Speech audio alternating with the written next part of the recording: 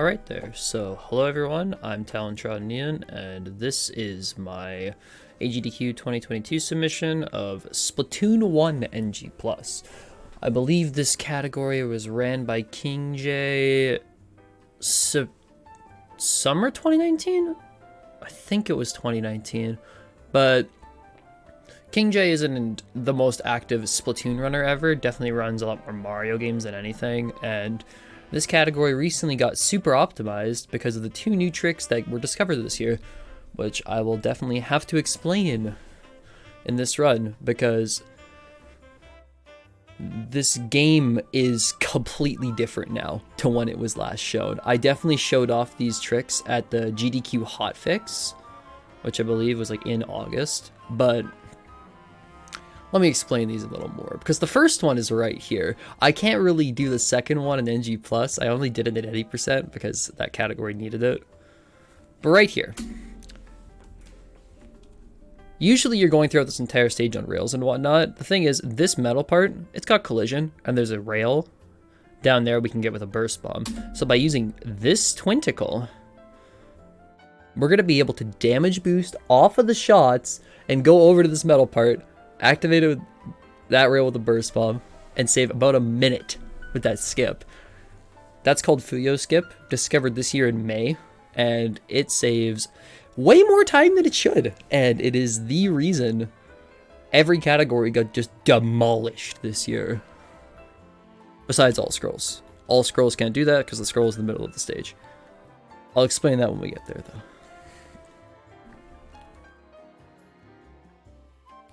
So that skip alone is absolutely jaw-dropping. And definitely will be a shocker in an actual GDQ event to all the people who haven't seen this before and like kept up with this game. Because who would keep up with something like Splatoon 1? Like, this is an old 2015 game, man. Why would we find stuff in 2021 that then boom, we did? Another thing you can do here called Messiah Skip. I'll explain that when I do my actual 80% submission, because I needed it for 80%, because 80% is a far more optimized category. I did not need it for this category though, because NG Plus is much less optimized. I still think it's a very cool category because it has completely different routing than everything else, but if there's any Splatoon 1 category I want in the most, it's 80%. Because that got shown at GDQ last, like, 2016 by Tones. And it's evolved so much since then. But I'm still going to submit all three because I have records in all of them. And I think they're all great categories. Anyway, we've been going throughout level 12. Had to grab the key section, or the key there, to grab this lockbox. Throughout the stage, a lot of rails. We had to go through a grate. Lots of capture the key and get to the lockbox at the end kind of deal. But that is what it is. Move fish! Let's go!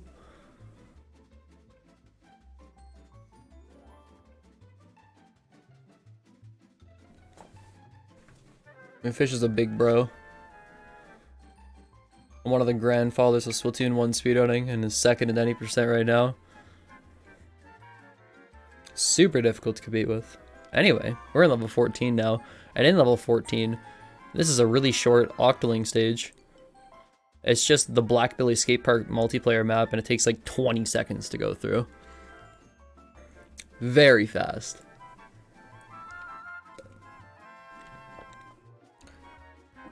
For every world except for the first one, there's two dedicated stages that either are Octolings or Octostrikers, and they're all really quick, so it ends up making this game a lot shorter than Splatoon 2 is, because it doesn't have as long of levels, but there's still a lot of tricks and a lot of glitches and skips that we have to use to our advantage. Like this geyser jump right here. As that geyser is rising there, I almost missed that, oh my god.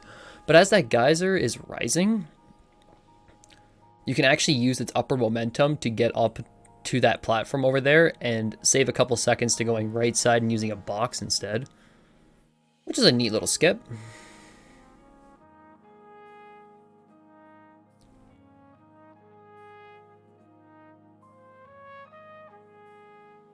our nice little time save. Then we'll go to level 13, a global cycle stage, which is pretty important to hit your movement. Don't want to mess up anything here.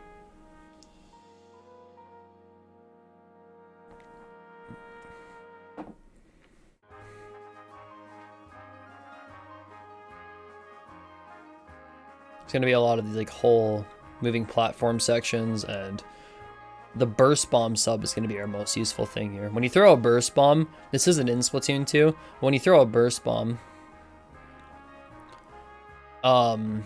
it instantly blows up when it hits a surface. So you can use it to like ink a bunch of things, which you can't do in Splatoon 2 single player, that is.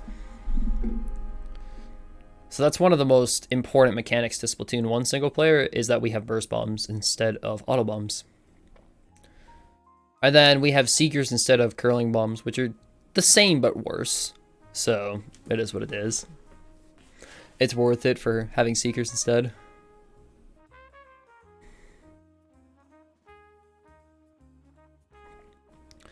And the thing is, in the NG Plus category, we are completing the file.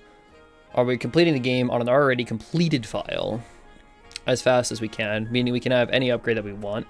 And that's pretty nice, because the upgrades to subs in this game are really interesting, that they just increase the radius of the sub. So burst bombs end up having this massive explosion that just makes it super easy to use.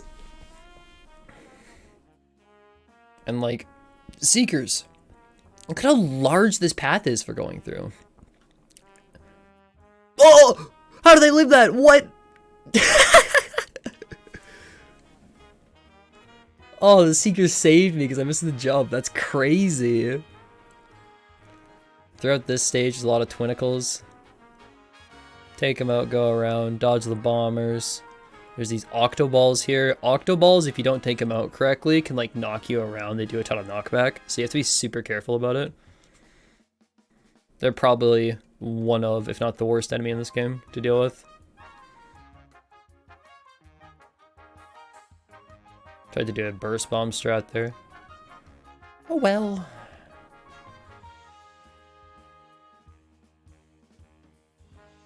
Yeah.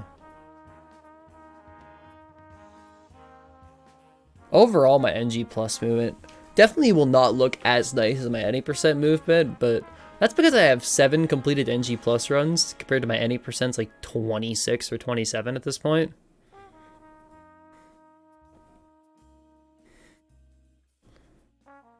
And significantly less attempts as well.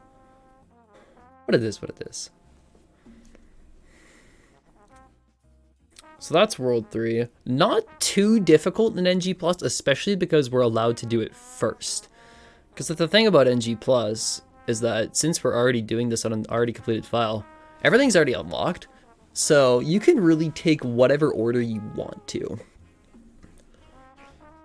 So because of that, we're going to take out the hardest stages first, which means take out World 3 really quickly, take out Octavia really quickly, because Octavio and NG Plus is Splatoon 1.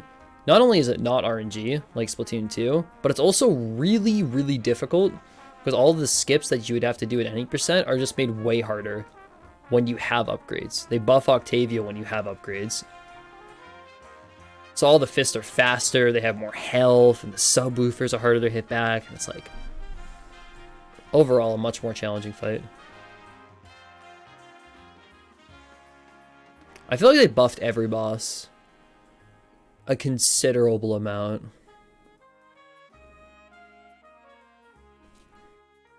Which is a pretty cool thing, that they actually made the bosses harder when you have all the upgrades.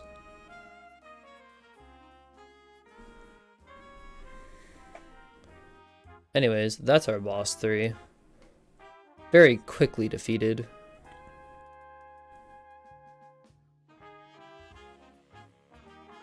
Next up's Octavio.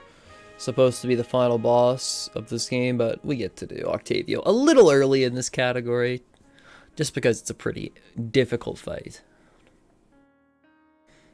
I'll have to explain a glitch here that we're going to be taking advantage of.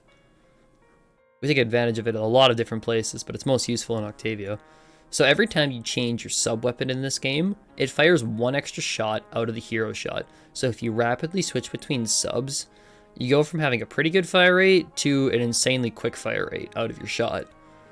And that's useful for hitting back these fists as quickly as possible. It actually makes some of the fist and cycle skips later much more reasonable to do by having a fast rapid fire glitch, or RFG for short.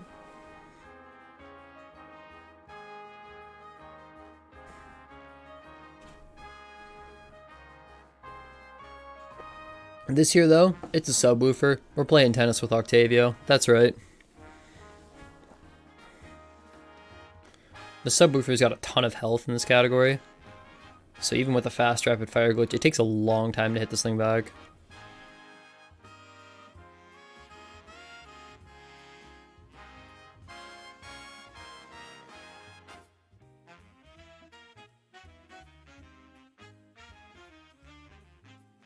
Anyways, phase 2. Make sure to grab your armor, you're gonna need it. See how these fists are extremely quick coming out at you?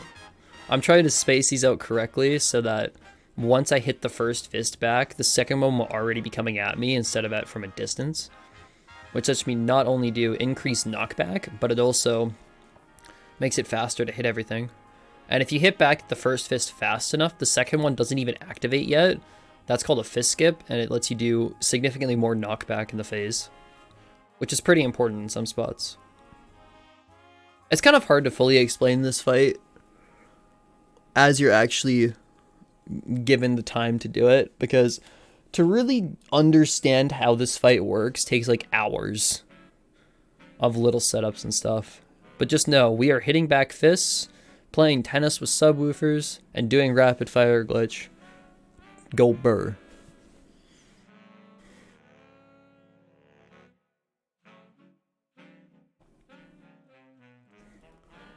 So yeah, phase 3, more RFGs from here. These fists have a lot of health. Make sure to stay in ink a long time so you don't have to do the backup there, because that backup's so scary.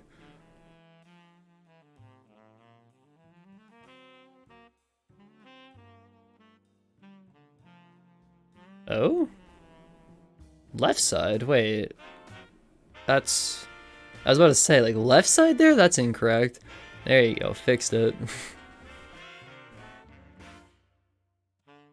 That fist, it comes so close to hitting the ground in this category, just because it goes so fast, which makes this fight pretty inconsistent sometimes, especially when you're learning it. So I'm pretty sure I'd have to make the estimate for this category 55, just because it's kind of volatile. It's like I could make it something like 52, but I'm not sure if that happens every time, because you could mess up something really bad in Octavio and lose a minute, you know?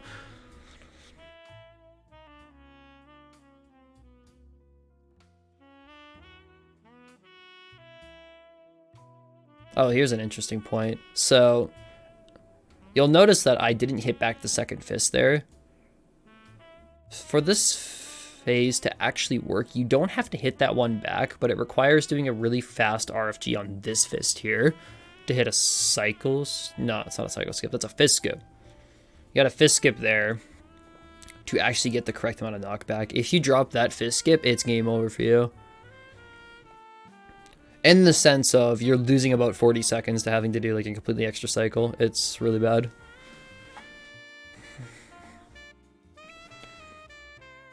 So the risk reward for that is like save 2, lose 30 to 40. And it's like, a lot of people don't like that. I think it's fine, but I've also practiced this a ridiculous amount, so.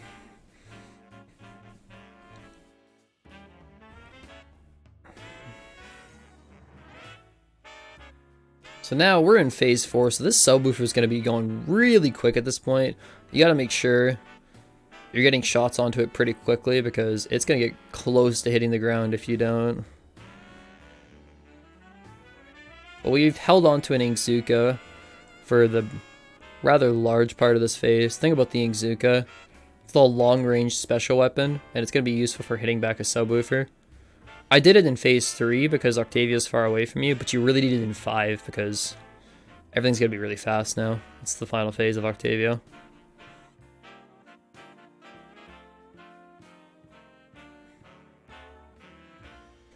Going right into this corner here, just so that the fist can go a little further with its high speed. It's like these subtle manips. These are really important in this category.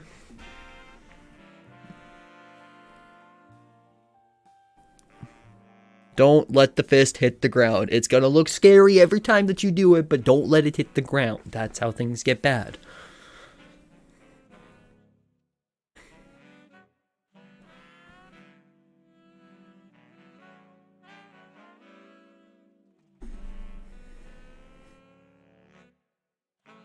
Okay. These two fists are going to come out now. I'm pretty far away from Octavia at this point, but that lets that second fist actually come out before the first one hits back. So, it's a consistent way to get those two closer together. Not fastest, but consistent. Then you're using the Inkzuka to hit, back this far range subwoofer. And burst bomb to finish up the fight. Bang! Get on out of here. So next up, we're going to be dealing with World 5.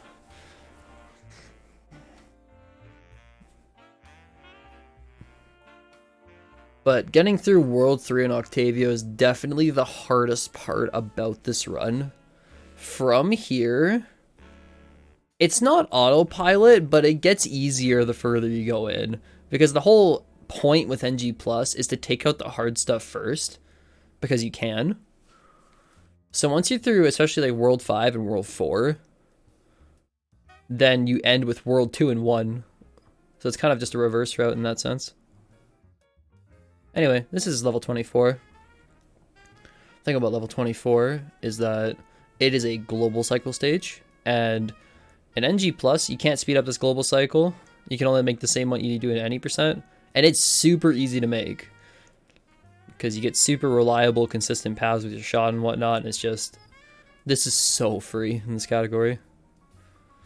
You can miss the jump at the end, but getting there on time is perfectly fine.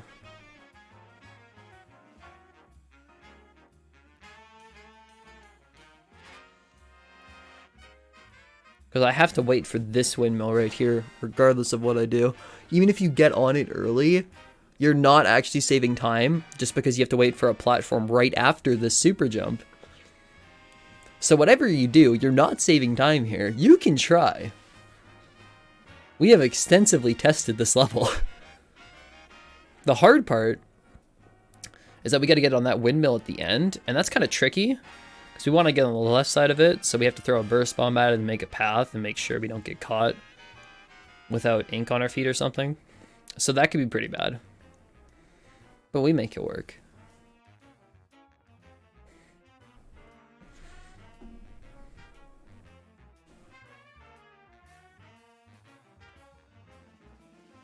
And then from here, we're going to go do 26 and 27, Octoling and Octo Striker stages. So they're very fast. This one's on Salt Spray Rig, everyone's favorite map, guys, right? Haha, haha. What if they brought Salt Spray Rig back for Splat 3 though? Wouldn't that be funny if they did? Like they don't have a reason to. They don't have an obligation to do it, but it would be hilarious. All I'm saying.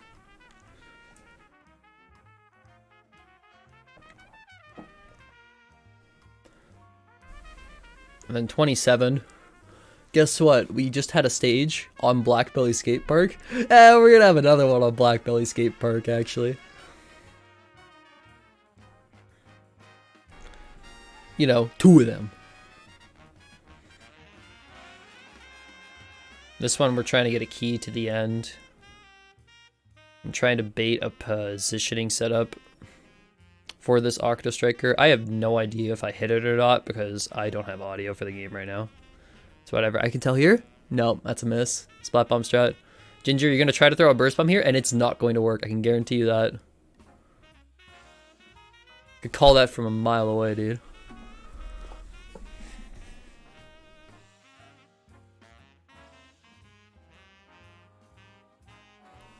Red! No! No, dude. You're joking. It's over.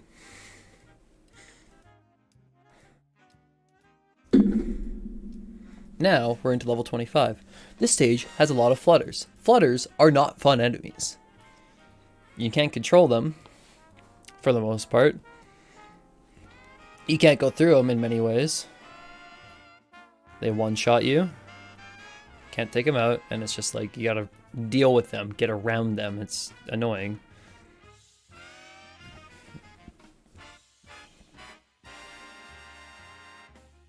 Ooh, that almost got me. If that Twinnicle shot me a couple of times mid-air, I'd be falling straight down.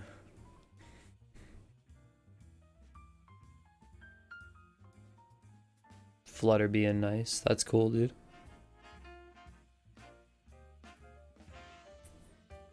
Cut in? Yep. Dodge the flutters, baby. Keep them out of your way.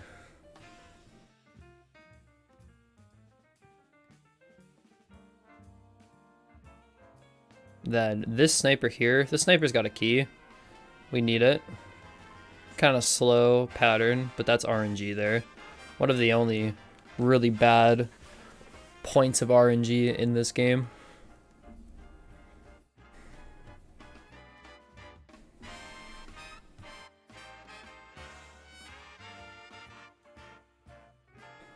And then next up, 23. This stage is interesting.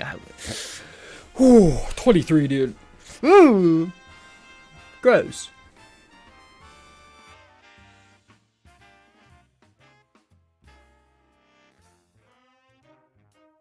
This is a very like sectioned off stage. So there's a lot of platforming challenges here using burst bombs, specials, seekers. A little bit of everything to make this stage work. And this Ingzuka here can help us quickly get all of these sponges inked up. Can use it to make ourselves a path and everything. It's kind of cool, dude. And we can kind of go past the intended route there by going to like the little center part where the balloon spawns. A little bit of a corner cut. Little bit of a time save.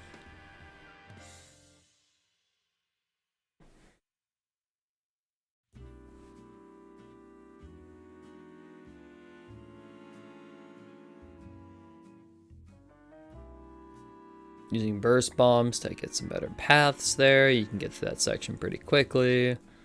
Then we're going to be using a splat bomb here to take out this first Octoling. And then use shots to take out the second. I could go into detail on how that setup works, but it would take me like half an hour on all the movement subtleties. Yeah!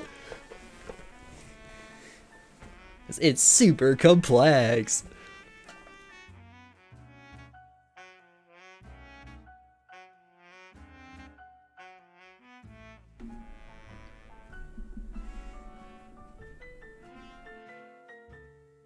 Now we're into 22. 22 has a lot of switches. Our burst bombs are massive though and make this start not too hard.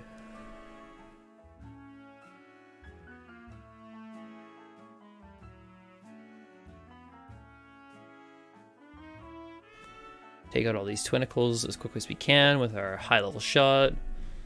And then you don't have to do most of this puzzle because you can just get a burst bomb all the way up to that to the switch. Make it nice and easy.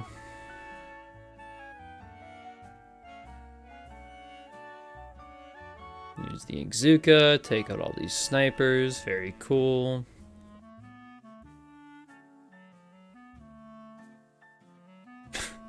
That wouldn't work in any other category, but NG plus burst bombs are so massive that you can actually make that switch work. Lucky. Use a seeker to take out one of these enemies, take out the other two with your shot.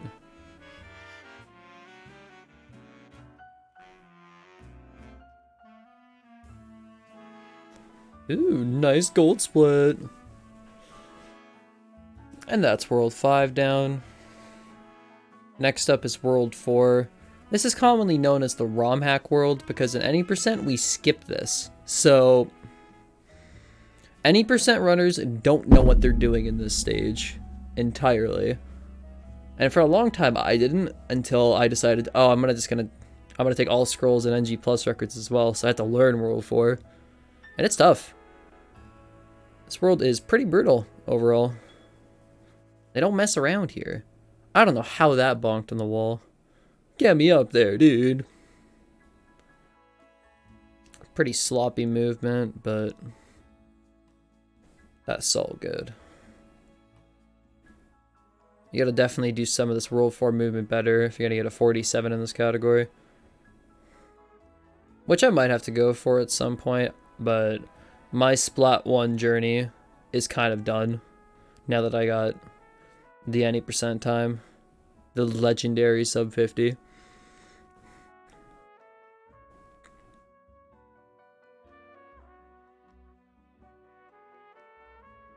Missed a shot there.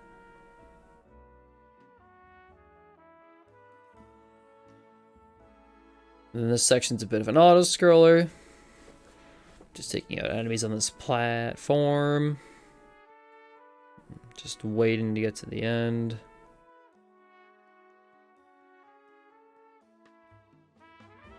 Almost fell off there. So close, dude.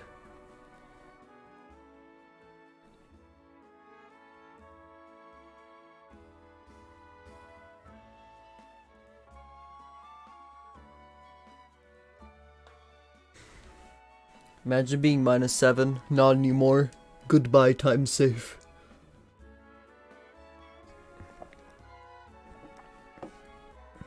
Next up, 21.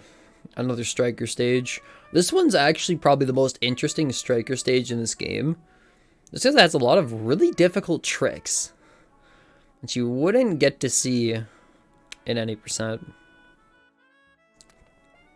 Because the thing about this stage is that you have to do a sponge jump right here. This sponge, if you jump off of it in the correct way, you can get to this part over here, which saves having to go around on like this really long winding path. So that saves about 6 seconds. Then we can use the ADGQ we picked up earlier to take out this striker, which is pretty useful.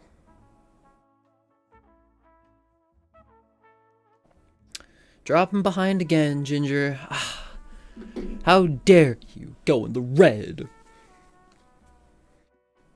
Anyway, boss 4 is up next. It's Octomaw. The boss that, if you only run any percent, you have no idea that this was even in the game. But it's like, oh yeah, this boss is a thing. It exists. That's right. It's got a bunch of teeth. We're going to take all the teeth out so you can get a bomb into it. But you can also just use our upgraded splat bombs to take all the teeth out at once. Make this pretty trivial overall. And rapid fire glitch to deal with the tentacles quickly.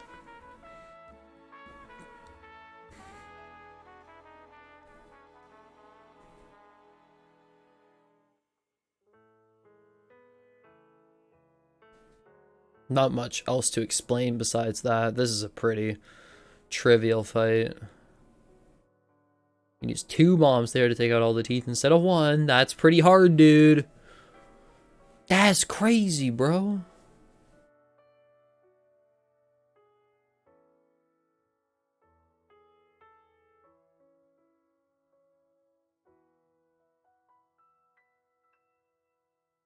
Then next up is level 19.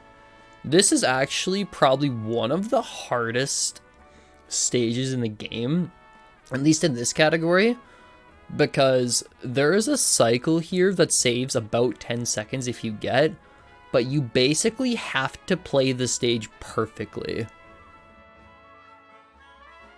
And that's pretty difficult, because you have to make jumps like that work. Just pretty brutal.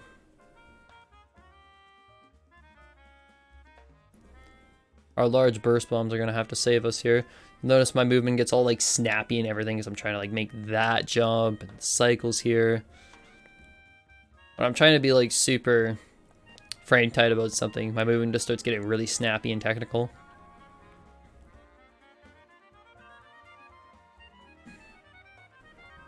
We're trying to use all these rotating platforms to our advantage. Because all of the platforms at the end are on their own cycle. So we're trying to get to that top platform on this rotation right now, and we can do that just barely. Missing that means you have to wait another entire rotation, which is like 10 seconds. So that's big if you hit it. That's crazy.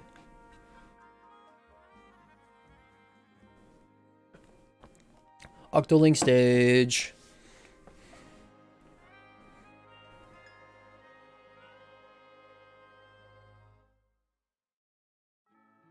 Thing about the Octoling stage is that...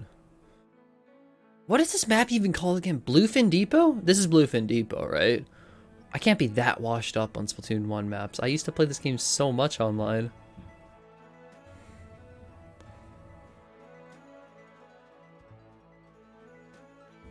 Yeah, we're trying to rush through Bluefin Depot with a question mark, an asterisk at the end. As quickly as we can.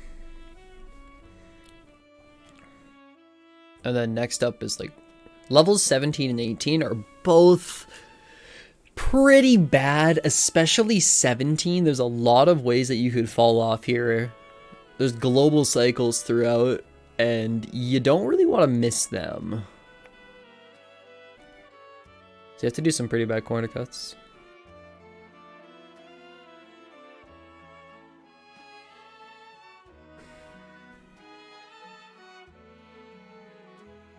Like right here, jumping over to this part and throwing a seeker forward and giving myself enough of a path to get past it. Distracting the snipers with my seeker. And then getting these jumps over here to get through that path. Take that line. You can go slower throughout that, but it's just a bit of a pain.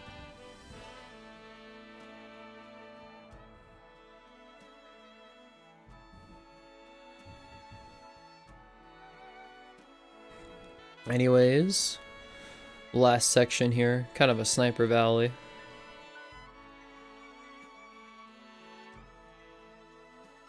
But the burst bombs let us take like this whole center path on the big walls. And that gets us out of here with a very nice time. That's the stuff of dreams right there. Why can't everyone have that nice of a 17, man? I wonder. And then 18 could be pretty bad as well, but not in this category. 18's not too bad in NG+, but in all scrolls, this stage is really challenging.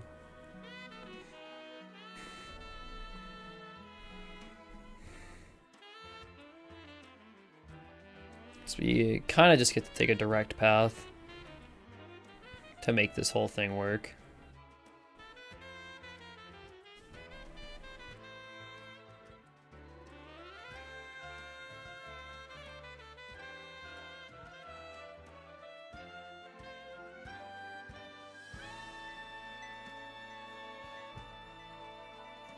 Use a burst bomb to distract these twinkles. And the one in front of us has a key, so can distract it, grab the key, get out of there.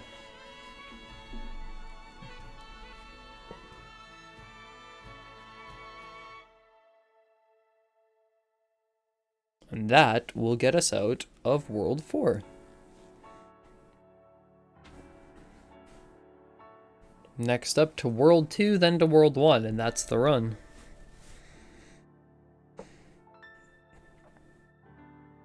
From here, everything's pretty short because we don't have any late game stages that are long anymore. It's all early game stuff now. Doesn't mean it's not hard, because getting some of the cycles on early game stuff could be pretty bad in this category.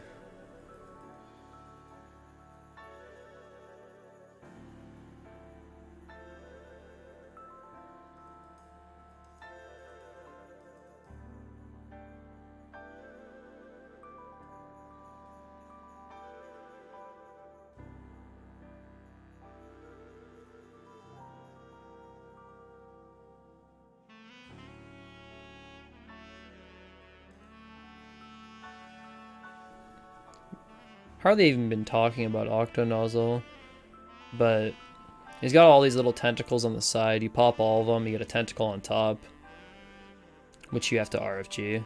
I completely zoned out there, dude. What happened? Take out little tentacles, big one spawns on top. Bye, Nozzle. Next up is level 7. Big Seeker stage. Seekers make this one way faster.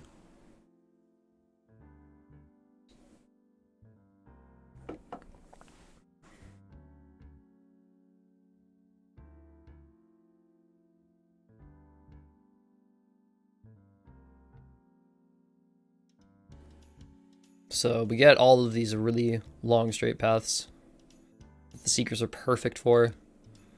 One of their best applications overall.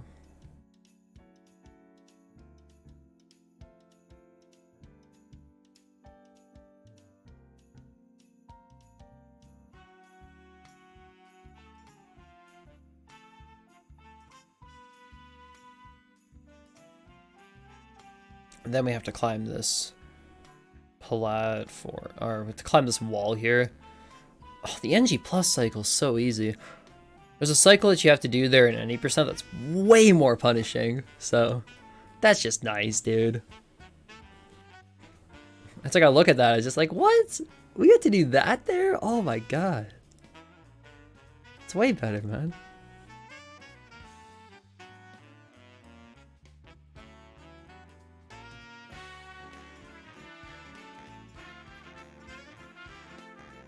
That's our level 7 time. Now, we're kind of crisscrossing all over the place as we go throughout World 2. It's kind of more just to route my sub-weapons correctly since everything's unlocked. It's also faster just to drop down to level 5 than to jump to it.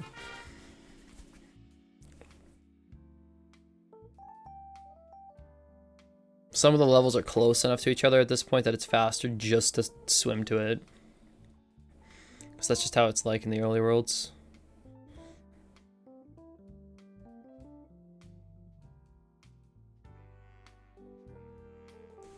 Get to use a lot of burst bombs here to our advantage. Ink these platforms, ink up sponges to their max size instantly. Dealing with octoballs in this stage. There's a lot of octoballs here. Octoballs are terrible. We don't like them.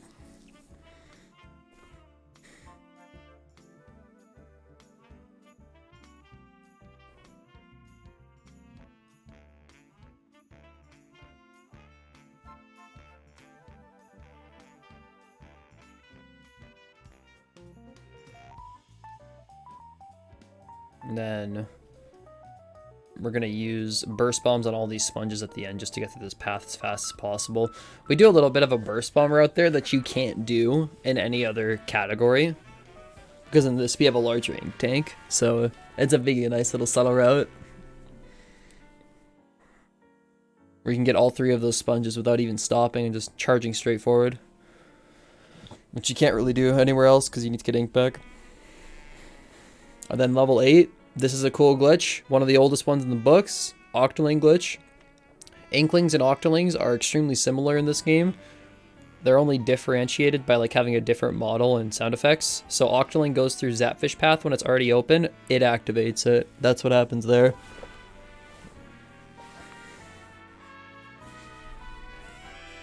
Cool, 10-second time save.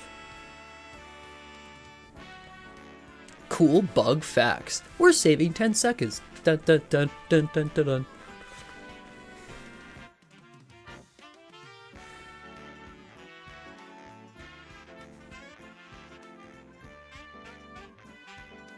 Next up is level 4. Da, da, da, da.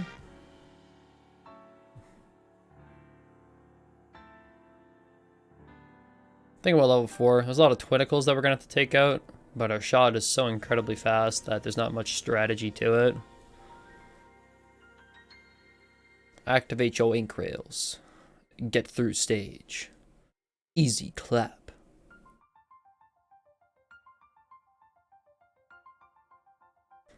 It's a lot of just aiming throughout this part. And you got these geysers here. If you jump off at the right times, you can like kind of snap to the ledge. Those are geyser jumps. Same thing as 15, except not as risky.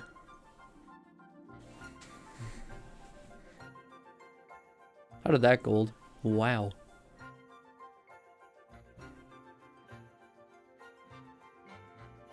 And then we just have level 6 and 9 to deal with at this point in World 2. And then World 1 short and it's over. For the actual purposes of Marathon as well, I could do intended level order at the same time, because I can't reset, just to make it more interesting. But for actual record attempts, it's pretty important that you do a route like this. I probably would do intended level order though, if I, you know, don't have the option to reset in the first place, so makes more sense, wouldn't it? Then we don't have to end with the easy stages, man. It's just smart.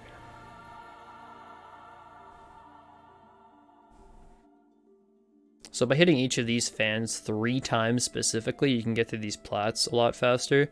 The only problem is that our shot is so incredibly fast that getting 3 hits is hard, but I somehow did it there.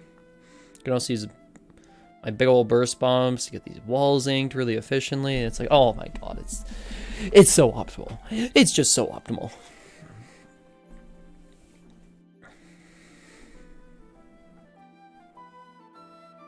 It's just that easy. Level 9.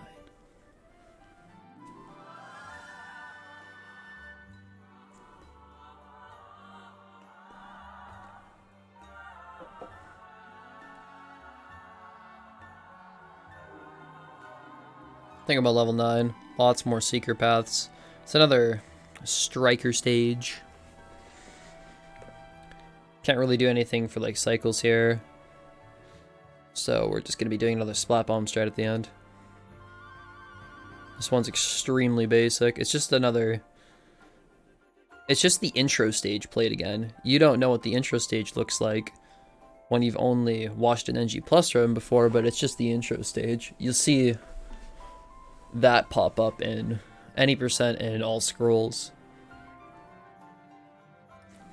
That was a cool thing there actually, where I used the splat bomb explosion as you're pushing the striker back to get the full splat bomb damage onto it, which helps you defeat it a little faster. Tiny little time save. And then we're wrapping up with World 1. And World 1 can actually be really bad in this category because level 2 is pretty inconsistent sometimes. Especially because I'm playing on version 1.0. And on version 1.0, the squeegee enemies weren't nerfed yet. They're incredibly fast. And that's actually really bad for level 2. So for like marathon safety, I would be playing this on English instead of Japanese. Because it's way more consistent and it only loses about 5 seconds to loading. Same can't be said for any percent or all scrolls though. You need Japanese in those.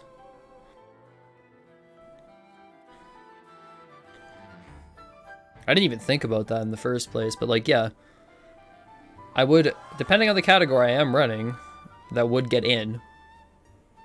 Then I have to like play a different version. Thankfully I have both an English and Japanese disc. Because I've bricked a Wii U trying to get language file changed, but that's a long story. The overlying lore of how I got into Splatoon 1 speedruns. With the bricked Wii U plot twist in the middle, man, it's something. Anyways, we've been going through level 1.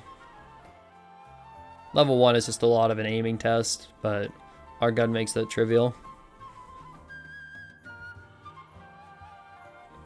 And then level 2, this is probably the only really bad stage left now. Everything else is fine.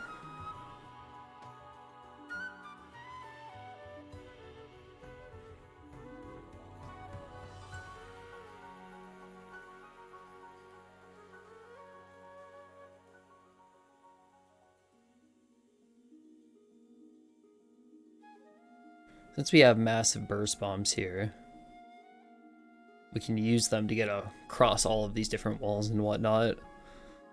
See, when you do this in any other category, you don't have anything besides splat bombs yet, so you have to do it way slower. But that's not the case in NG+. You have all the subs at your disposal, which is super useful, and it lets you do a lot of things you just couldn't before.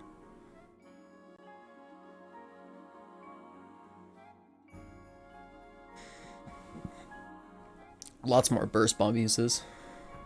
And even a strat here where instead of going to that little perch there, your burst bomb can go up high enough that you can just get the wall from down here. Which is very consistent compared to what we usually have to do.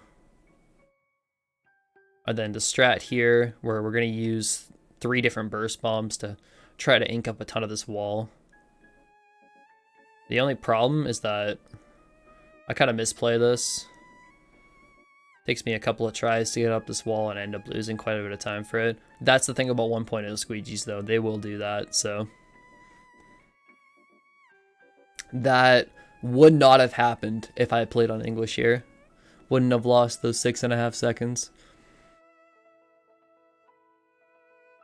Because I should explain that a little more. My English copy is on the latest version. My Japanese copy is on 1.0. So English, not only is it a language I understand, but it's also got the balanced squeegees and slightly slower loads. But JP, faster text, faster loads, needs to be used for any percent in all scrolls. But the squeegee consistency is nice for NG+. Just because we have to do harder strats around them. So each version, each different language, kind of has its own purpose for me.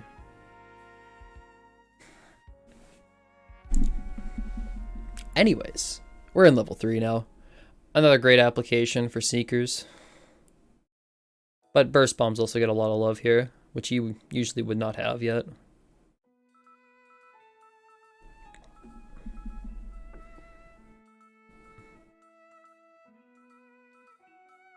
Like this long path right here, perfect Seeker spot.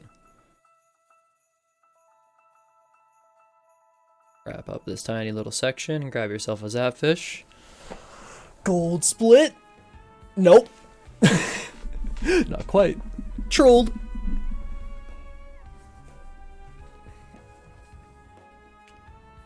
See, the joke here is that I named this Boss 3 on accident when I was making these splits. But this is Boss 3 in Splatoon 2, so I use that as a running bit, and it's funny. At least if you get the reference, otherwise just like, that's not Boss 3, and I'm just like, well technically it is actually. But this is Octostomp. Octostomp lunges forward at you, you climb up the side of Octostomp, and defeat him with RFGs. Very simple.